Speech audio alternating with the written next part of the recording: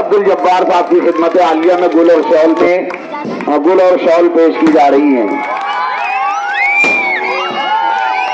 भाई नजीर भाई, हाँ, कारपोरेटर मुस्तकीम डिग्निटी साहब की खिदमत में पेश कर रहे हैं। अब आइए, लोगों के नाम आ रहे हैं, वो थोड़ा जल्दी आए। सिद्दीक भाई, इनके हाथों याहे अब्दुल जब्बार साहब का इस्तेकबाल हो रहा है, जोरदार तालियां। इंदु मैडम, इनका इस्तेकबाल किया जा रहा है, बाल भी यहाँ पर होना है, लिहाजा आप तमाम लोगों से गुजारिश है कि ये कोई इलेक्शनी मीटिंग नहीं है, एक इस्तेकबालिया तकरीब है जिसमें जनता दल सेकुलर की सदर शान हिंद का इस्तेकबालिया रखा गया है। याहे अब्दुल जब्बार साहब जनता दल में शामिल हुए हैं, उनका इस्तेकबालिया रखा गया है। मगर जिस हिस्से में ये इस्तेकबालिया तकरीब रखी गई है वो हिस्सा मेरी मालूमात में 35-40 साल से बसा हुआ हिस्सा है, मगर यहाँ पर तरक्की के नाम पर कुछ ऐसा हासिल नहीं हुआ जिसको मालेगांव शहर में ये समझा जाए कि यहाँ बुनियादी जरूरत जो आवाम की, शहरियान की जो बुनियादी जरूरत होती है, नहीं, हमारा ये नहीं बोलना है कि यहाँ ताजमहल बना दो कि लाल किला बना दो, मगर जो बुनियादी जरूरत है वो भी हासिल नहीं। 2007 में हमारे मरहूम फारूक सेठ साहब यहाँ से चुनकर गए, उस वक्त जरूर यहाँ पे बुनियादी कामकाज हुए, उन्होंने भी कोई ताजमहल नहीं बनाया वार्ड में, मगर बुनियादी काम वो बहरहाल करते थे। यही यहाँ की आवाम की राय भी है। मेरी खुद की समझ ऐसी है कि इस वार्ड को तो ऐसा होना चाहिए था कि मालेगांव शहर का दूसरे हिस्से का कोई भी आदमी जब इस वार्ड में दाखिल हो तो उसको लगना चाहिए था कि यार ये मेयर का वार्ड है, यानी उसको बोलने की भी जरूरत महसूस नहीं होना चाहिए थी कि ये वार्ड किसका है, और कोई एक बार के मेयर का नहीं है। पिछले 10 साल से 7.5 साल मेयर का दौर रखने वाले, स्टैंडिंग कमेटी का ओहदा रखने वाले, उनका वार्ड ऐसी हालत है कि पूरे शहर में सबसे ज्यादा अगर किसी वार्ड की बदनामी है तो वार्ड नंबर 20 है। ये बहुत अफसोसनाक बात है पूरे शहर के लिए कि जहां पर 450 करोड़ का मेयर जो फैसला करते हैं एक साल के बजट का, और करोड़ों रुपया हर वक्त इस वार्ड में बजट बुक में दिखता है, यानी नाम के साथ दिखता है कि इतना करोड़ पकड़ा गया, इतना करोड़ पकड़ा गया, और कोई एक साल की बात नहीं है। ए बेटा खामोश बैठ, कोई एक साल की बात नहीं है, हर साल पकड़ा जाता है। तो वो वार्ड होना कैसे चाहिए था, मगर अफसोस कि वार्ड कैसा है ये वार्ड के आवाम के भी सामने है और शहर के भी सामने है। अब मुझे मालेगांव शहर के दूसरे वार्ड के बारे में फिलहाल नहीं बोलना है, मैं तो सिर्फ ये चाहता था कि यार ये मेयर का वार्ड जो है इसमें तो तामीरी काम जो बजट जो रिलीज होता है कारपोरेशन से, ऐसा होना चाहिए था कि हम भी जो दूसरे वार्ड में ये देखकर सुकून मिल जाए कि यार मेयर ने चलो शहर में काम नहीं किया तो अपने वार्ड में तो कुछ काम किया है।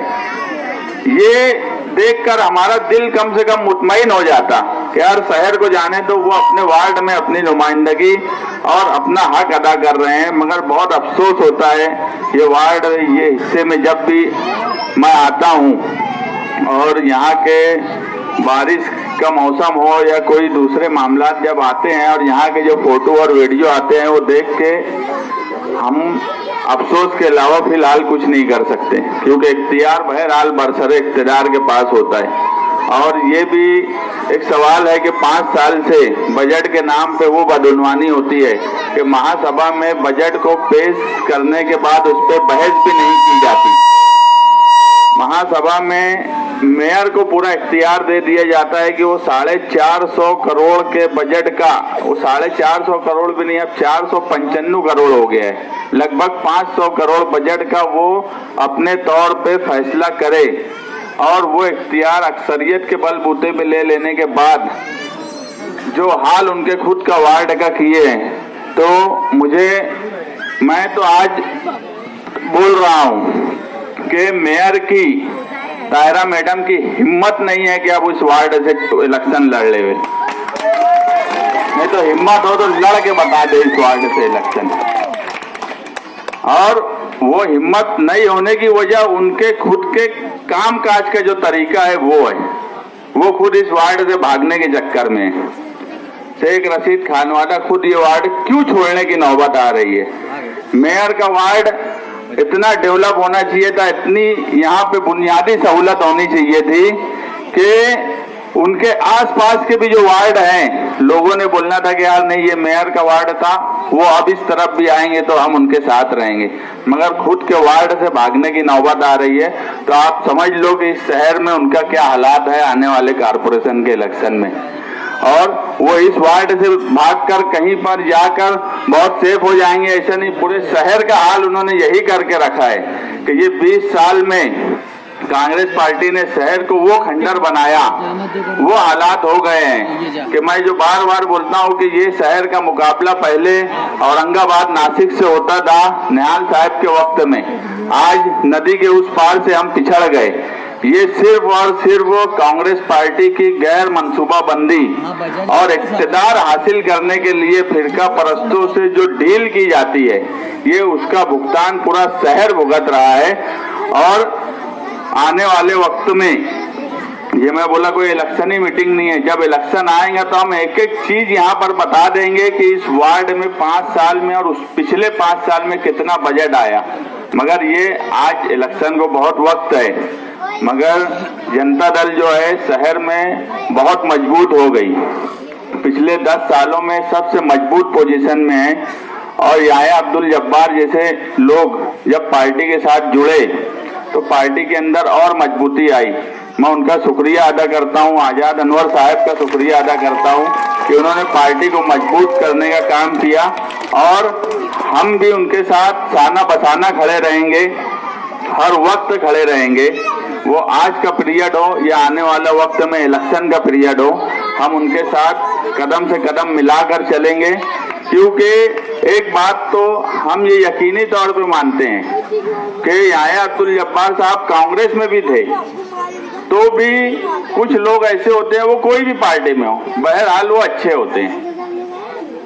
यही याया अब्दुल जब्बार साहब की खासियत थी कि समाजी खिदमत करने वाले लोग जो सियासत में धीरे धीरे सभी पार्टियों में खत्म हो रहे हैं। मालेगांव शहर में निहाल साहब के टाइम जो वर्कर की बात बोली जाती थी, वो वर्कर बोले तो समाज की खिदमत करने वाला, वो धीरे धीरे इस शहर में सियासी पार्टियां खत्म करती चली जा रही है। कांग्रेस पार्टी ने पैसे की वो रेल पेल की इस शहर में कि हर आदमी को सामाजिक खिदमत के नाम पे भी पैसे का सवाल आने लगा। ऐसे वक्तों में कुछ लोग अलग अलग पार्टियों में बहरहाल हो, उसी में से याया अब्दुल जब्बार साहब हैं जो सामाजिक खिदमतगार हैं, जो सियासत में रहने के बाद भी समाज को उनसे कैसे फायदा हो इसकी कोशिश हर वक्त करते रहें। और जनता दल जो है वो सामाजिक खिदमतगारों की इज्जत और उनके विकार को बरकरार रखती है। वर्कर की इज्जत अगर किसी पार्टी में बाकी है तो वो सिर्फ जनता दल में है कि मुखलिस वर्करों की कद्र कल भी हमारे पास थी, आज भी हमारे पास है और इंशाअल्लाह आने वाले वक्त में भी हमारे पास रहेंगी। और हम हमेशा चाहते हैं कि सियासत में पैसे की रेल पेल खत्म होना चाहिए और सामाजिक काम काज करने वाले आने वाले वक्त में सामने आना चाहिए वो। और अवाम की भी ये जिम्मेदारी है कि वो कोई बड़ा नाम और ये सब देखने के बजाय समाजी उनके लिए काम करने वाला कौन है, कौन उनका काम करता है, उनके साथ रहना चाहिए। और जब तक इस हिस्से में यहाँ के रहने वाला कोई सामाजिक खिदमतगार उनका नुमाइंदा नहीं होगा, जब तक इस हिस्से में बुनियादी जरूरत मुझे नहीं लगता कि पूरी होंगी।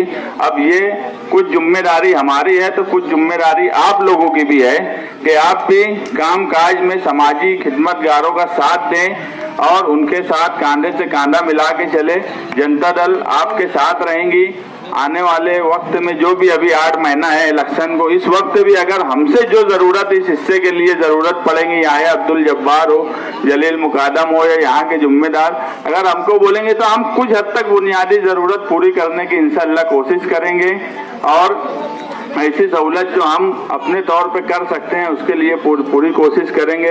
मैं वापस आप लोगों का शुक्रिया अदा करता हूं कि आप लोगों ने मुझे यहाँ बुलाया और बोलने का मौका। हम जिम्मेदार हैं। सबसे बड़ी खुशी की बात है कि आप लोगों ने वक्त पर अपनी आंखें खोल ली और ये महसूस कर लिया कि ये वार्ड मेयर का होने के बावजूद भी इस वार्ड को एक सादे कारपोरेटर की तरह भी तवज्जो नहीं मिली। और आप लोगों ने ये महसूस करने के बाद अपने बीच का ऐसा शख्स जो आप लोगों के लिए खिदमत करता है, आप लोगों के कामों में दिलचस्पी रखता है, न सिर्फ वार्ड के काम बल्कि घरेलू काम में भी आप लोगों की मदद करता है, ऐसे आदमी की आप लोगों ने पजीराई की और उनको उम्मीदवारी के लिए राग़िब किया। एक बात आप समझ लो, अगर एक वर्कर चुन के जाता है तो वो वर्कर जो है वो दर्द रखता है समाज के हर शोबे का, लोगों की फिक्र करता है। इसलिए किसी वर्कर का चुन के जाना ये वार्ड के लोगों के लिए खुशनसीबी की बात होती है। आप लोग जितनी जोर से पटाखे फोड़ रहे हैं और इस्तकबाल कर रहे हैं, मैं कहती हूँ कि इस सारे जोश को आप बचा के रखो। जब आप लोग यहिया भाई की निगरानी में, उनकी सरपरस्ती में इलेक्शन लड़ो और तुम्हारी पसंद से वो चुन कर आ जाए तो ये जोश का इजहार करो और इससे बेहतरीन आप लोग इस्तकबालिया प्रोग्राम रखो। जब भी ये सारी मेहनत आप लोगों की और उनके जो इतने सालों की मेहनत है वो वसूल हो पाएगी। और याद रखो ये उनके फायदे की बात नहीं है, ये आपके इलाके के फायदे की बात है। जब आप अपने इलाके में कोई वर्कर को चुन के दोगे तो आप फर्क महसूस कर लेना कि एक मेयर को चुन के देने में और एक वर्कर को चुन के देने में कितना फर्क था, जो तुम्हारे दर्द का एहसास रखेगा। मैं यहाँ जिस रोड से चल आ रही थी वो आधी रोड बनी हुई थी और पता नहीं क्या हुआ कि आधी रोड बंद हो गई।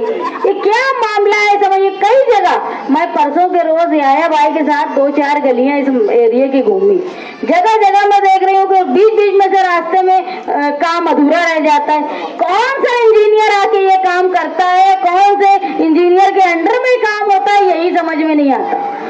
कहीं रोड इतनी ऊंची होती है, कहीं बिल्कुल नीची होती, रोड खत्म होता समझ में नहीं आता। गटर के ऊपर जो देखेंगे तो खुला हुआ गटर है। मैं खुद आए थे, मेरे साथ अर्जुन भाई, मुझे बोले देखना भाई कहीं गिर ना जाए। ये हालात है इस वार्ड के। आप ये समझ लो कि आपके वार्ड से मेयर चुन के गया है, दोनों मर्तबा का रहने वाला मेयर इसी वार्ड का नुमाइंदा था, और आपके वार्ड की क्या हालत है तो आप समझ लो कि पूरे शहर को इन लोगों ने किस तरह खंडर बना के रखा है, जो अपने वार्ड की तवज्जो नहीं देते। आजाद अनवर साहब अपने अशार में बोल रहे थे, शेर का लक़ब दे रहे थे यहिया भाई को। शेर वही है जो पूरे 24 घंटा और 5 साल तुम्हारे बीच में रह के काम करता है। नहीं तो अभी एक नया ट्रेंड शुरू हुआ, मैं भी आ रही थी तो मोबाइल में देख रही थी, शेर इज बैक। तो ये इलेक्शन के टाइम में ही क्यों बैक होते हैं ये सारे शेर? नाम आ रहा था शेर इज बैक, अब शेर जिंदा था तो अरे शेर मरा कहाँ था अभी तक? इतने सालों से इलेक्शन हारने के बाद लोग अपने घर में घुस जाते, कोई आवाम का काम नहीं करते, और जब इलेक्शन आने लगता तो सारे शेर बैक हो जाते। तो ये बैक होने वाले शेर ये 5 साल कौन सी बकरी बन के घूमते रहते हैं? कहाँ रहते हैं ये? शेर वही है जो इलेक्शन जीतने हारने की परवाह ना करे। खिदमतगार वही है जो तुम लोगों के लिए तुम्हारे दुख सुख में, तुम्हारे तीर त्योहार में, तुम्हारे लॉकडाउन में, तुम्हारे पुलिस स्टेशन के मसाइल में, तुम्हारे रोड के मसाइल में हर वक्त तुम्हारे लिए खड़ा रहे। ये शेर नहीं है जो इलेक्शन हार गए तो घर में घुस गए। फिर अगर इजलास आया तो अभी मैं आ रही थी तो मैंने देखी कि भाई शेर इज बैक आने लगा, तो मैं सोच रही थी कि ये शेर बैक हुए तो पहले कौन सी बकरी बने बैठे थे इतने सालों से? इलेक्शन हार गए। अरे वर्कर वो है, खिदमतगार वो है जो इलेक्शन के नतीजे की परवाह किए बिना लोगों की खिदमत करे। सिर्फ इलेक्शन के वक्त आपके लिए आ जाए वो तुम्हारा हमदर्द नहीं है, वो खुद का हमदर्द है कि इलेक्शन के टाइम में तुमको पूछता है, फिर कर्जेदारों को डर के मारे इधर उधर छुपता है।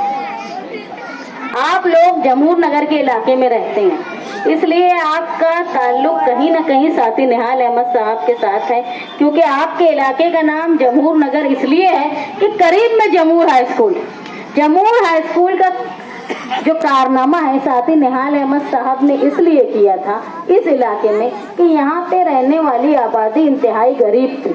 शहर के दूसरे हिस्सों से या महाराष्ट्र के दूसरे हिस्सों से आकर यहाँ बसे थे, और साहब हमेशा ये बोलते थे कि रोटी, कपड़ा और मकान के बाद सबसे अहम जरूरत है वो है तालीम।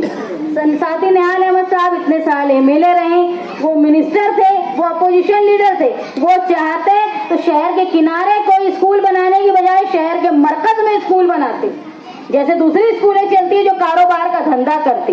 अगर यही नियत होती सिर्फ स्कूल की तो शहर के जहाँ पैसे वाले लोग रहते वहाँ स्कूल बनाई जाती, लेकिन साथी निहाल अहमद साहब की ये ख्वाहिश थी कि शहर के किनारे के हिस्से में स्कूल बनाई जाए ताकि दूसरे जगह से आने वाले गरीब लोग यहाँ पर रहकर तालीम हासिल कर पाए। वही वजह थी जो यहाँ पर आप लोगों के इतराफ में जमूर स्कूल बनी और आपकी बस्ती जमूर स्कूल के बाद आई, इसीलिए उसका नाम जमूर नगर रखा गया। तो ये मामूली कुर्बानी नहीं है साथी निहाल अहमद साहब के साथ, आप लोगों के साथ जो उन्होंने स्कूल का तोहफा दिया। समझ लो अगर स्कूल बाद में कई स्कूलें बन गई, लेकिन जिस वक्त ये स्कूल बनी उस वक्त कोई यहाँ बड़ी स्कूल नहीं थी या छोटी स्कूल भी नहीं थी जो मेरी मालूमात के हिसाब से। तो आप कम से कम उस बात का ख्याल रखें कि इतनी अजीम सोच थी साथी निहाल अहमद साहब की कि उन्होंने कच्ची बस्ती में रहने वालों को जहाँ घर बनाने का काम दिया। सिर्फ घर ऐसे ही नहीं, कोई अचानक नगर बस गया, लोग आ गए, टटपतरी ठोक दिए, बल्ली पतरा लगा दिए, ये नहीं किया साथी निहाल अहमद साहब ने। उन्होंने बस्तियां बसाई और उस घर का मालिक कानूनी तौर पे रहने वाले को बनाया, और जहां उनका राशन कार्ड का काम जिंदगी भर साथी निहाल अहमद साहब राशन कार्ड का काम करते थे। मैं पूछती थी कि आप क्या जरूरत है अब्बा ये सब करने की, तो वो बोलते थे कि रोटी, कपड़ा और मकान ये सबसे जरूरी है, और कहीं ना कहीं रोटी का ताल्लुक जो है राशन कार्ड से है, इसलिए वो कोशिश करते थे कि राशन कार्ड लोगों के बने। वो 65 साल के जो लोग रहते थे जिनकी उम्र 65 साल से ज्यादा है, उनके वजीफे के लिए आखिरी वक्त तक लड़ते थे कि पेंशन मिलना चाहिए। मैं सोचती थी कि ये क्यों करते, लेकिन जब आज मैं ये काम करती हूँ या हमारे साथी ये काम करते तो महसूस करते ये 1000 रुपया महीना जो बुजुर्गों को मिलता है, ये भले ही अपने लिए कोई अहमियत ना रखता हो, लेकिन उनकी दवा गोली के लिए बहुत बड़ी रकम है ये, जो सहारा है उन लोगों के लिए। तो ऐसे साथी निहाल अहमद साहब की सोच हुआ करती थी, और साथी निहाल अहमद साहब ने हमेशा वर्करों की इज्जत की। जब कोई एक इम्पोर्टेड बाहर का सेठ उम्मीदवार आया करता था बनिस्बत उनके वर्कर के सामने, तो वो वर्कर को अव्वलियत देते थे। उनका ये कहना था कोई भी एमएलए या एमपी अगर वो म्यूनसिपैलिटी, ग्राम पंचायत, पंचायत समिति का इलेक्शन नहीं लड़ा है तो वो अच्छा एमएलए एमपी साबित नहीं हो सकता, क्योंकि जो आदमी वार्ड का इलेक्शन लड़ता है वही दर्द समझ सकता है लोगों की। और आपके वार्ड में एक ऐसा दर्दमंद आदमी है जो इलेक्शन लड़ने, जीतने, हारने की परवाह किए बिना आपके लिए काम करता रहा। ये याद रखो, वक्ती फायदा जो इलेक्शन के वक्त में आकर लोग लालच देते हैं, उसमें आ जाना मतलब अपने 5 साल जाय करना। ऐसे तुमको वक्ती फायदा या गुंडागर्दी, जो मेरे साथ बैठे हुए लोग थे मुझे बताया कि यहाँ बहुत गुंडागर्दी होती है। अरे मोमिन सिर्फ खुदा से डरता है और किसी के बाप से नहीं डरता। अगर तुमने ये तैयार कर लिया कि हमको हमारे बीच में रहने वाले हमारा साथी जो हर 5 साल में हमारे साथ रहता है, कभी किसी चीज की परवाह नहीं करता है, जिसको आवाज दो तो अपने घर से निकल जाता है, वो नहीं जिनको आप बुलाते रहो और वो आते नहीं, आप चुन के चले जाते हैं, यहाँ से बड़ी बड़ी पोस्ट पा लेते हैं, लेकिन कभी भी आपके दुख सुख में शामिल होते नहीं। अरे यहाँ तक कि उन्होंने ये परवाह भी नहीं की कि मैं इस वार्ड से मेयर बन रहा हूँ या मैं मेयर बन रही हूँ, अगर लोग मेरे वार्ड में जाके देखेंगे तो मुझ पे थूकेंगे, ये क्या हालत है। उन्होंने ये चीज की भी परवाह नहीं की। तो ऐसे लोगों को, ऐसी पार्टी को इलेक्शन के वक्त आपको सबक सिखाना है और ये बताना है कि हम काम करने वाले को चुनते हैं। आप पूरे मालेगांव शहर में देख लो, अखबार पढ़ते हो, व्हाट्सएप देखते हो, आपको समझ में आता हो कौन सी पार्टी पूरे 5 साल काम करती रहती। अब कौन लोग हैं जो काम करते हैं? एक राशन कार्ड का काम हो तो जनता दल ऑफिस पे काम होता है, एक वजीफे का काम हो तो जनता दल ऑफिस पे काम होता है। हर छोटे बड़े काम 5 साल जो है वो जनता दल ऑफिस पे होता है, क्योंकि हमारे वर्कर जो हैं वो मेहनती है, लोगों का दर्द रखते हैं। वो हमको बोलते हैं देखो ये आ रहा है, लोगों का फायदा हो सकता है, अपनी ऑफिस से फॉर्म भर रहे। दूसरी पार्टी वाले ये काम नहीं करते, क्योंकि उनको सिर्फ इलेक्शन में आना होता है, आप लोगों के सामने बड़ी बड़ी डींगे मारना होता है, और चुन के आने के बाद कभी वार्ड में झांकने नहीं आते। आप ऐसे लोगों को खबरदार रहो, ऐसे लोगों से जब इलेक्शन आए तो अपनी वोट के जरिए उनको जवाब दो कि हमने उसको चुना जो हमारे बीच का था, जो हमारे लिए था और हमारे लिए काम करेगा। आप लोग यहाँ सब जमा हुए, इतनी आपने, मैं मानती हूँ काबिले मुबारकबाद है जनता दल के लिए भी कि एक ऐसा सच्चा वर्कर जो सचमुच खिदमत खल्क का काम करता है। सिर्फ इस वार्ड के लिए नहीं है, ये अब्दुल जब्बार साहब काम करते हैं, शहर के दूसरे इलाकों के लिए भी अगर कोई उनके पास आता है तो वो बराबर उनका काम करते हैं। और मैं आप लोगों के सामने इस बात का वादा करती हूँ कि हमारा नुमाइंदा अगर इस वार्ड से चुन के गया तो आप फर्क देख लेना, ये आपके 10 साल और हमारे नुमाइंदे के 5 साल। हालांकि आपने फारूक सेठ का 5 साल देख चुके, वो जनता दल के उम्मीदवार जो यहाँ से चुन के गए थे, जब आप वो चुन के गए वो कोई मेयर भी नहीं थे, वो कोई सत्ता में नहीं थे, वो अपोजिशन में थे, लेकिन रोड का काम उन्होंने किया, नल का काम उन्होंने किया, गटर का काम उन्होंने किया। और उनके बाद के लोग जो यहाँ से चुन के गए और उन्होंने अपनी मेयर की कुर्सी खो गए, लेकिन उसके बावजूद आपके वार्ड का क्या हाल उन्होंने किया ये आप लोग मुझसे अच्छी तरह समझ सकते हैं। इसलिए मैं आपसे दरख्वास्त करती हूँ कि जनता दल को हम 2 नजरियात पे चलाना चाहते हैं। एक साथी निहाल अहमद ने जो हमको नजरिया दिया है उसको चलाने के लिए हम नौजवानों का साथ चाहते हैं, उनका जोश चाहते हैं और बुजुर्गों की रहनुमाई। अगर आप लोग जनता दल का साथ देंगे तो हम ये वादा करते हैं आप लोगों से कि हम ये सारे गुनाह करने वाले, रिश्वतखोरी करने वालों को उनके अंजाम तक पहुंचाएंगे और एक नए मालेगांव का नक्शा खींच के आपके सामने पेश करेंगे। हम ये नहीं बोलते कि हम कोई ताजमहल बना देंगे, लेकिन दूसरों से अच्छा और बेहतर काम आपको हमारा नुमाइंदा करके बताएगा। इस चीज का वादा मैं जनता दल की सदर होने के नाते आप लोगों से करती हूँ और मैं उम्मीद रखती हूँ कि आने वाले इलेक्शन में आप जरूर खिदमत करने वाले इंसान को पहचानोगे जो आपके बीच में है। ऐसे आदमी का काम करोगे और चुन के लाओगे, उसके बाद आप फर्क देख लेना। यहाँ अदारे, अंजुमन और बुजुर्गान जो भी यहाँ मौजूद हैं, जिन्होंने मुझे बुलाया, इतनी इज्जत दी, जनता दल की कद्र की, मैं आप लोगों की शुक्रगुजार हूँ। जब भी हालात आप लोगों को हमारे महसूस हो, या भाई तो हम लोगों से जुड़े हुए हैं, लेकिन ऐसे भी अगर किसी चीज की जरूरत हो, किसी हालात में हमारी मदद की जरूरत हो तो हम लोगों को बुलाएं। हम लोग खिदमत खल्क को ही, सियासत को ही खिदमत खल्क का सबसे अच्छा जरिया समझते हैं। मैं शुक्रगुजार हूँ आप लोगों की और आइंदा भी आप लोगों के जो काम होंगे हम अभी भी करने के लिए पूरी कोशिश करेंगे।